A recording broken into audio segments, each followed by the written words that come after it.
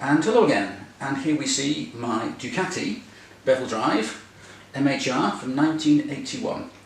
Now before I get into this thing, a bit of history. I bought this bike in the late 80s, and when I bought it I already owned a mint, absolutely mint, original 1978 black and gold 900 SS Desmo, which is my favourite bike of all time pretty much. So this was bought as a kind of a rider because I didn't like using the old 900 SS too often because it got scratched and damaged, and this was a sort of rough looking bike. It had had about 7 owners in the previous 2 years before I bought it, so I thought, right, I can use this, it's got a good engine, just ride it and not be too precious about it. Well, that lasted about 2 months when I decided to change 1 or 2 little things. And the first small thing I changed was this light bar here for the indicators. It was chromed originally and all rusty and battered and bent, so I bought this stainless steel version from a Ducati specialist called Tony Brancato from Brancato Engineering, and that went on, and even back in the, about 1990, this was about £50, which is quite expensive, but then again it is handmade. And then next, of course, that being newish, it made the rusty old rear lamp support here look a bit crap, so back then you could buy a new one, so I bought a new one, and so that went on. And slowly I sort of realised that basically I don't like having a bike which is rough and ready and kind of rusty and whatever. So after only owning it for 1 summer, that winter I stripped it all down. This was about 1990, the winter of 1990, and began to restore it. And this was actually the first bike I ever restored.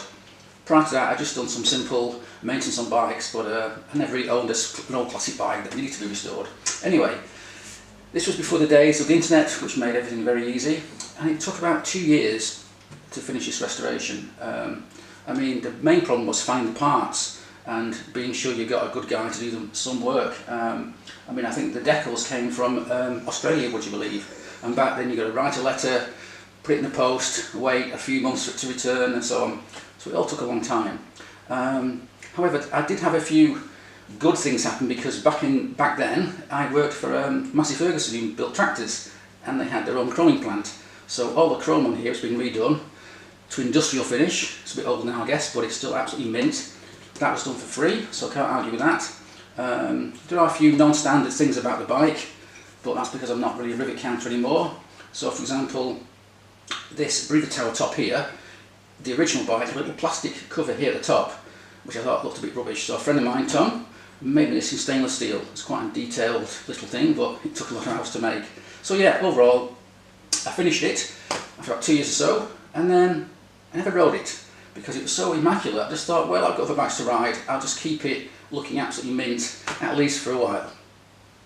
Then a few weeks later after that, or a month rather, ran out of space. I needed some more space in the workshop, in my garage, so this thing got moved in here.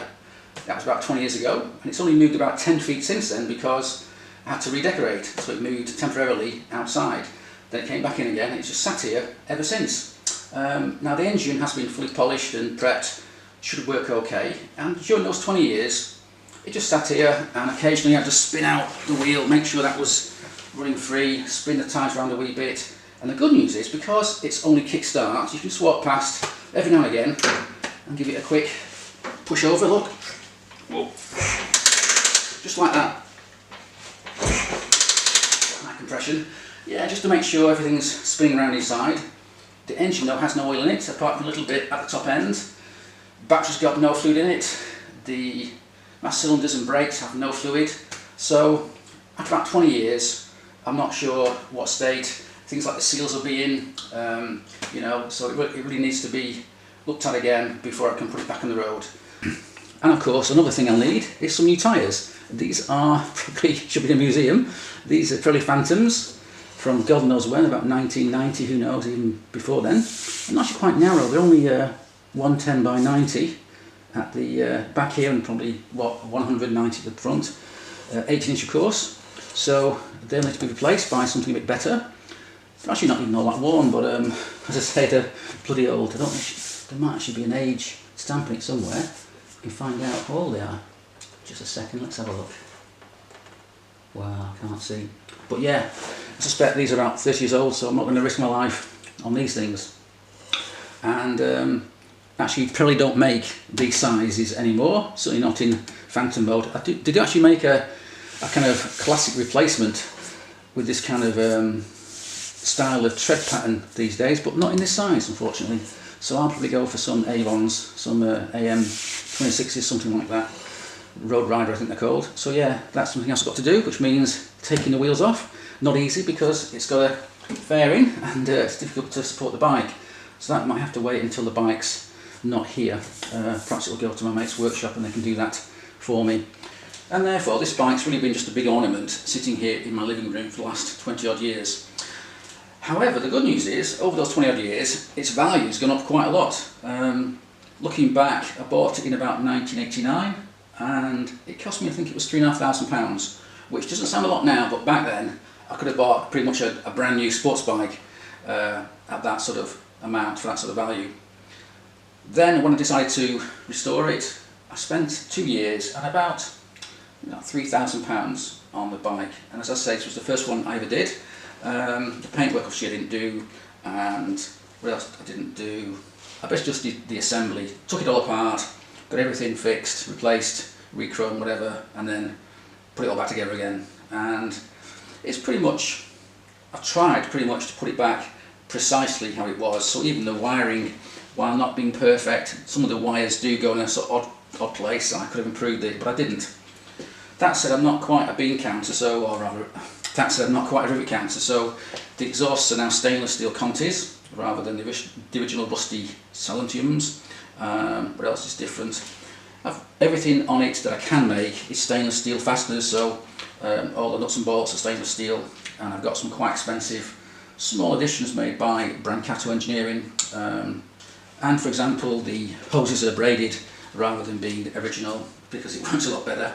So while it's pretty damn close to a sort of OE bike, it's not 100%, and to be honest I don't care. The rivet counters out there can restore bikes back to absolutely factory original, but I don't really care about that. It's a better bike for having, for example, stainless steel nuts and bolts everywhere. It's a better bike for having braided hoses rather than the originals, and it's a better bike for having, let's see, stainless steel pins in the calipers because they don't rust and it looks a lot better. So there's some small changes that have been made to the OE factory spec. And the whole point about me looking at this bike now is because today is my birthday. Happy birthday to me. And on my birthday I always make decisions about what to do in the following year. And I decided that after about 20 years of looking at this bike and being like a great big ornament, which is what it is, and it's a very nice ornament, I love the thing and it looks absolutely fantastic I think, I'm going to put it back on the road. So to do that then, it's sitting here in the house and there's no room for it anywhere else, so how on earth can I put it back on the road when I can't even work on it? And that's a problem I'll come to later on. However, what I can do here is start taking off small parts and getting them restored and putting them back on the bike, so I know at least that's been done.